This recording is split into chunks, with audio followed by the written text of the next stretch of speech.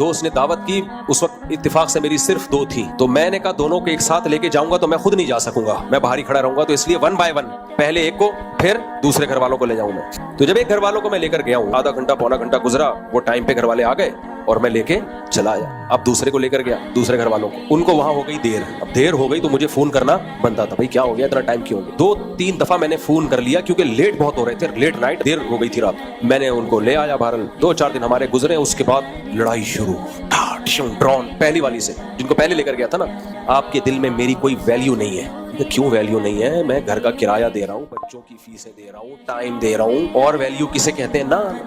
اب اچھا, خواتین کی عادت ہوتی ہے اصل بات نہیں بتاتی ہیں, شروع میں یہ سیاستیں چل رہی ہوتی ہیں. جب اس کی ڈیپ میں گیا تو پتہ یہ چلا کہ جنہوں نے گھر میں دعوت کی تھی نا عقیقے کی, ان کی خواتین کا کہیں بعد میں رابطہ ہوا پہلے گھر والوں سے, اور ان کی خواتین نے ہمارے پہلے گھر والوں کو کہا کہ جب آپ آ کے بیٹھی تھی مفتی صاحب کا ایک فون بھی نہیں آیا, جب دوسری آئی تھی کم سے کم 5-6 کالیں کی ہیں, اتنی فکر ہے.